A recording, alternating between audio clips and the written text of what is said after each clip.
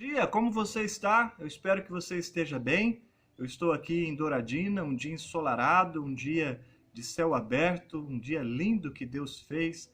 E neste dia, diz a palavra do Senhor, este é o dia que nós devemos louvar a Deus. Eu não sei se você está em uma cidade ensolarada, como você está vendo aqui, ou se os dias estão mais nublados, um pouco mais carrancudos, mas seja como for, este é o dia que o Senhor fez, portanto devemos louvá-lo, devemos adorá-lo. Estou passando para compartilhar uma palavra com você. Eu sei que nós estamos enfrentando dificuldades, dificuldades inimagináveis, se nós pensássemos apenas no que é comum, porque não tínhamos vivido dias assim. Mas a palavra do Senhor já nos advertia quanto a dias como estes que nós estamos experimentando. Então, nestes dias difíceis que nós estamos passando, eu quero compartilhar uma palavra com você na esperança de que esta palavra lhe ajude, na esperança de que esta palavra seja fonte de renovo para você e, quem sabe, possa te fortalecer para enfrentar as suas dificuldades pessoais. Quero compartilhar Mateus capítulo 5, verso de número 21. É a história de um pai aflito. O nome dele é Jairo. Jairo estava por perder a sua filha, que estava com uma doença terminal, e ele vai ao encontro de Jesus. Quero ler a história e você vai entender esta passagem. Tendo Jesus voltado do barco para o outro lado, afluiu para ele grande multidão, e ele estava junto do mar. Eis que se chegou a ele um dos principais da sinagoga, chamado Jairo, e vendo, prostrou-se a seus pés, e insistentemente lhe suplicou: minha filhinha está à morte, vem e põe as mãos sobre ela para que seja salva e viverá. Jesus foi com ele. Verso 35. Falava ele ainda quando chegaram alguns da casa do chefe da sinagoga, a quem disseram: tua filha já morreu, por que ainda incomodas o mestre? Mas Jesus, sem acudir a tais palavras, disse ao chefe da sinagoga: não temas, crê somente. Contudo, não permitiu que alguém o acompanhasse, senão Pedro e os irmãos Tiago e João. Chegando à casa do chefe da sinagoga, viu Jesus o alvoroço, os que choravam e os que pranteavam muito. Ao entrar, lhes disse: por que estáis em alvoroço e chorais? A criança não está morta, mas dorme. E riam-se dele. Tendo ele, porém, mandado sair a todos, tomou o pai e a mãe da criança e os que vieram com ele, e entrou onde ela estava. Tomando-a pela mão, disse: Talitá cumi, que quer dizer: menina, eu te mando, levanta-te. Imediatamente a menina se levantou e pôs-se a andar, pois tinha 12 anos. Então ficaram todos sobremodo admirados, mas Jesus ordenou-lhes expressamente que ninguém o soubesse, e mandou que dessem de comer à menina. Esta passagem ela é muito forte, porque retrata o lamento, a angústia de um pai. E eu que sou pai, eu não sei se você já teve o privilégio de ser pai, pode imaginar esta angústia de alguém que estava por perder a própria filha. É de fato uma das experiências mais difíceis e mais complexas que um ser humano pode enfrentar, perder um filho. E nestas circunstâncias, aquele chefe da sinagoga foi buscar auxílio em Jesus. É interessante que o texto diz que Jairo era um dos principais da sinagoga. Em outras palavras, significa dizer que Jairo era uma autoridade religiosa, era uma autoridade judaica importante naquelas circunstâncias. Jairo era alguém bem visto, era alguém bem quisto, era alguém que entendia a lei e podia ensiná-la, podia explicá-la, podia dirigir reuniões públicas de debates morais e religiosos concernentes à rotina da sociedade judaica. E apesar de ser um dos principais da sinagoga, Jairo enfrentou um problema insolucionável. Ele não encontrou solução para a sua luta, para a sua dificuldade, nas reuniões da sinagoga, nas reuniões dos entendidos da lei, das autoridades judaicas que eram competentes para explicar a lei, mas que eram incompetentes para experimentar o poder de Deus. Muitas vezes nós podemos nos tornar pessoas teóricas de Deus, pessoas que sabem explicar a Bíblia, que conhecem as questões religiosas e doutrinárias que envolvem a sua prática de vida religiosa, seja católica, seja evangélica, seja de outras correntes religiosas.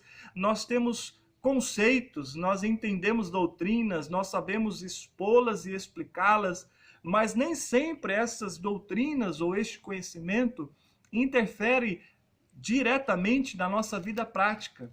É interessante porque Jairo, mesmo sendo uma das principais figuras da sinagoga, estava com um dilema insolucionável. E ele correu para quem podia solucionar, que é Jesus. Fico a pensar que esta decisão de Jairo é a mesma que todos nós devemos tomar. Nós precisamos correr para Jesus. Nós temos que correr para os braços de Jesus. Nós temos que ter um relacionamento com Jesus, porque Ele é quem tem poder para solucionar os nossos dilemas. Não é o pastor, não é o padre, não são as autoridades religiosas, não é nem mesmo o encontro religioso da sua prática de fé ou da sua denominação. Estas coisas todas ou estas pessoas podem, no mínimo, ou no máximo, melhor dizendo, ser um instrumento de Deus para aproximá-lo de Jesus Cristo. Se não for um instrumento, de nada serve. Se não for um instrumento, de nada tem proveito. A religiosidade, as práticas religiosas, os cultos, a denominação, a sua igreja, ela é um meio que te aproxima de Deus, mas ela não pode ser um fim. Ela não pode ser um fim em si mesma, porque senão ela não trará resultado para a sua vida. Ela não despertará você para uma relação com aquele que tem todo o poder para te ajudar, que é Jesus Cristo. Jesus é o Senhor das nossas vidas. É dele que nós precisamos. É dele que nós precisamos. É ele que temos que buscar. E Jairo entendeu isso. Eu não sei se foi fácil para Jairo buscar a Jesus, eu não sei se foi uma decisão simples, especialmente naquele contexto em que ele estava inserido, onde Jesus já estava sendo acusado de ferir a lei em tantos preceitos, embora isso não fosse verdade, e Jairo, como um dos principais da sinagoga, teve que enfrentar um dilema. Eu vou apoiar os meus pares e vou criticar Jesus das suas práticas, que aparentemente discordam da lei, ou eu vou passar por cima do meu orgulho e dos meus preceitos religiosos para me aproximar verdadeiramente daquele que tem a solução para o meu problema. O texto deixa claro qual foi a opção que ele escolheu. Ele foi ao encontro de Jesus. Ele prostrou-se aos pés de Jesus Cristo, como um sinal de humildade, como um sinal de rendição, como alguém que diz abertamente através deste ato: Jesus Cristo, eu preciso de ti, eu preciso mais de ti do que de qualquer outra coisa. Eu sou um dos principais da sinagoga, mas isso de nada adianta, eu quero o Senhor na minha vida. E esta experiência de Jairo deve ser também a sua neste dia. Eu não sei quem você é, você que está ouvindo este vídeo, pode chegar para algumas pessoas que eu sequer conheço. Eu não sei se você é um doutor, se você é alguém estudioso na sua área de conhecimento, eu não sei se você é alguém admirado, respeitado por aquilo que você faz, eu não sei se as pessoas te admiram, ou se você não é nada disso, se você é alguém que está escondido, que ninguém te conhece, que ninguém te vê, que ninguém te enxerga, que ninguém te admira. Seja quem quer que você seja, você precisa de Jesus Cristo. Não importa quem você é, não importa o que você faz, não importa os títulos que você tem, não importa a igreja que você frequenta, não importa o tanto da Bíblia que você conhece, não importa qual grau de escolaridade você alcançou ou quais os títulos você obteve, não importa nada disso. O que realmente importa é que você se prostre aos pés de Jesus Cristo. Você está prostrado na presença do Senhor da sua vida? Você está prostrado na presença de Jesus Cristo? Esta foi a decisão de Jairo, precisa ser também a sua decisão no dia de hoje. Se prostrar aos pés de Jesus Cristo, é a melhor coisa que você pode fazer, é a coisa mais importante, a decisão mais correta que alguém pode tomar na vida. E o verso mais curto desta passagem é provavelmente o mais profundo e o mais belo e o mais tocante. O verso de número 24 diz: tão somente assim, depois que Jairo se prostra e faz o pedido angustiante de um pai que quer ver a sua filha salva e curada, o verso 24 vai dizer tão somente: Jesus foi com ele. Jesus quer ir contigo também. Jesus quer caminhar com você. Jesus quer estar ao seu lado.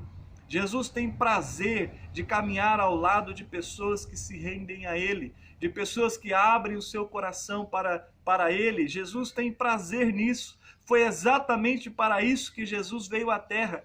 Não apenas para ser um mártir, não apenas para ser alguém que pudesse salvar as pessoas dos seus pecados, como efetivamente Ele fez, tão belamente, tão esplendidamente, nos livrando da nossa condenação, mas Jesus veio para ter relacionamento conosco. Ele veio para que nós pudéssemos ter um relacionamento de intimidade com Ele e onde Ele pudesse caminhar conosco. Jesus quer ir com você. Jesus quer agora mesmo ir com você em sua casa. Se os dilemas estão dentro do seu lar, saiba, Jesus quer ir com você. Se os dilemas estão fora da sua casa, no seu local de trabalho, saiba, Jesus quer ir com você. Se os dilemas estão lá no banco, na sua conta bancária, você não sabe o que fazer, como pagar as contas, saiba, Jesus quer ir com você. Se os dilemas estão no hospital, se você está preocupado com exames que você tem para fazer ou já fez, os resultados, saiba que Jesus quer ir com você. E quando Jesus vai conosco, tudo muda, tudo passa a ser diferente, tudo passa a ter outra maneira de ver e de enxergar, porque Jesus está conosco. Jesus foi com Jairo para a sua casa. E o verso 35 diz que quando eles chegavam em sua casa, algumas pessoas o abordam Jesus e também Jairo, especialmente Jairo, para dizer-lhe: por que você está incomodando Jesus se a tua filha já morreu? E naquele momento, Jairo precisou tomar uma decisão difícil, muito complexa, que é tornar-se surdo para as palavras malditas, as palavras erradas, as palavras que não combinam com a vontade de Deus e que muitas vezes nós estamos ouvindo e que muitas vezes estamos assimilando e deixando com que elas dirijam a nossa vida. Naquele instante, Jairo precisou tomar uma decisão de fechar os seus ouvidos, porque se ele se deixasse levar por aquela palavra, tudo estava arruinado, a sua esperança tinha acabado completamente, porque agora ela estava morta. E você sabe que morte, especialmente a morte física, ou qualquer tipo de morte, simbolicamente falando, é o fim da linha, é o final da trajetória, não tem mais o que fazer. Enquanto a vida, diz o ditado, há esperança, mas quando alguém morre, não tem mais esperança. E quando as pessoas dizem para Jairo: a sua filha já morreu, aquele era um momento em que ele precisava tornar-se surdo a estas palavras, para que ele continuasse tendo esperança de que Jesus poderia curá-la, que Jesus poderia ressuscitá-la. E foi exatamente isso que Jesus fez. Eu não sei qual o tipo de palavra que você está ouvindo, mas se são palavras negativas, se são palavras que contrariam as promessas de Deus para a sua vida, se são palavras que querem te colocar para baixo, deprimido, ainda mais angustiado, se são palavras do tipo: não tem mais jeito, não tem mais solução, deixa para lá, esquece, abre mão, eu repreendo na autoridade do nome de Jesus todas estas palavras e te dou um conselho de amigo: feche os teus ouvidos para elas. Torne-se surdo para as palavras que te afastam do projeto de Deus. Torne-se surdo para qualquer palavra que contraria as promessas que Deus tem para a sua vida. Torne o seu ouvido aguçado para aquilo que Deus fala e completamente surdo para as coisas que o mundo diz, para as coisas que as pessoas que estão distantes de Deus dizem. E naquele momento em que as pessoas trazem esta notícia tão terrível para Jairo, Jairo ouve da boca de Jesus: não temas, crê somente. Jairo precisou trocar a angústia, o desespero pela fé. Eu imagino que ele estava angustiado e quando ouve aquela notícia, quem sabe desesperado, mas Jesus dá uma palavra de orientação para ele: troque o desespero pela fé, não temas, crê somente. Não temas, digo a você também, crê somente. Troque o desespero pela fé, troque a angústia pela fé, a preocupação pela fé. Eu não sei qual a circunstância você está vivendo. Eu não sei se estas notícias que você ouve na televisão colocam ainda mais medo e preocupação no seu coração. Eu não sei se você tem medo da Covid-19 ou de outras doenças ou outros tipos de medo, mas o que eu quero lhe pedir, em nome de Jesus, troque o desespero pela fé, remova a angústia e coloque a esperança, remova o medo e coloque a fé em um Deus todo-poderoso que pode realizar coisas extraordinárias sobre a sua vida. Jairo precisou tomar esta decisão de remover o medo, o desespero e permitir que o seu coração tivesse espaço para a fé. Eu tenho aprendido isso ao longo da minha caminhada. Sempre que eu estou com medo, sempre que eu estou desesperado, sempre que eu estou ansioso, não tenho espaço em meu coração para a fé e a esperança. Este coração é pequeno demais para caber fé e medo, para caber fé e desespero. Este coração só tem espaço para um dos dois e eu preciso escolher. Você também tem que escolher, e que Deus te ajude, te fortaleça a ter um coração repleto de fé e de esperança, porque assim você vai caminhar em vitória. Ainda que os dias sejam difíceis, o seu coração permanecerá em paz. Então Jesus deu esta palavra para Jairo e eles se aproximaram da casa ainda mais, chegaram na casa onde havia um luto de pessoas que estavam chorando, angustiadas, em alvoroço, conforme diz a minha tradução. E Jesus diz para eles: não fiquem assim. A criança não está morta, apenas dorme. Eu vou ressuscitá-la. Em outras palavras, Jesus está dizendo: eu estou no controle da situação. Não fiquem assim, não fiquem desesperados, não fiquem alvoroçados. Eu estou no controle da situação. Eu sei bem o que eu vou fazer e o que está acontecendo com ela. Ela vai viver. E no instante que Jesus fala isso, é tão contraditório o posicionamento daquelas pessoas, que elas estavam alvoroçadas e chorando pela notícia ruim. Jesus traz uma palavra positiva, uma palavra de fé, de que eu estou no controle da situação, e eles agora riem de Jesus. Eles debocham de Jesus. Você já percebeu que muitas vezes o nosso coração tem mais espaço para notícia ruim do que para notícias boas? Eles estavam diante de um cenário absolutamente ruim, em que alguém havia morrido, alguém querido havia morrido, e eles abraçaram com unhas e dentes esta notícia ruim. Eles estavam alvoroçados, chorando, porque aquela notícia ruim tinha tomado conta da mente e do coração deles. Mas então chega Jesus e traz uma notícia boa. Não, ela não está morta, eu vou ressuscitá-la, ela apenas dorme, eu estou no controle da situação. E agora eles debocham, eles não acreditam, eles riem na cara de Jesus, porque Jesus afirmou tal coisa. Muitas vezes nós somos assim, muitas vezes damos mais espaço para notícias ruins do que para notícias boas. Permitimos que o nosso coração seja dirigido pela tragédia, pelas palavras ruins, pelas estatísticas ruins. Permitimos que o nosso coração e a nossa mente seja dirigido pelas estratégias do inimigo de nos colocar cada vez mais para baixo. E eu oro e peço que em nome de Jesus, tanto eu quanto você possa dar ouvidos a Jesus Cristo, possa ouvir as boas notícias da palavra de Deus, possa crer absolutamente naquilo que Deus pode e quer fazer na sua vida. E é quando Jesus tem um encontro com a menina, diz: menina, levanta-te e anda.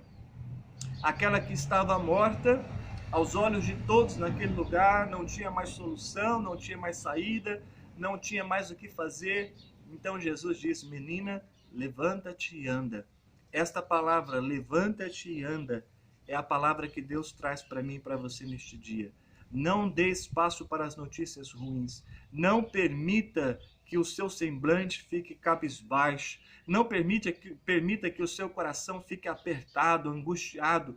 Dê um chute, dê um basta nestas coisas. Levanta-te e anda em nome de Jesus, porque o Senhor Jesus é contigo. Ele quer caminhar ao seu lado, Ele quer lhe ajudar, Ele quer lhe fortalecer. E se Ele está conosco, a quem temeremos? Não temos que ter medo das circunstâncias que nos cercam, mas precisamos confiar no poder sobrenatural do nosso Senhor Jesus Cristo, que tudo pode fazer e que quer nos ajudar e nos abençoar.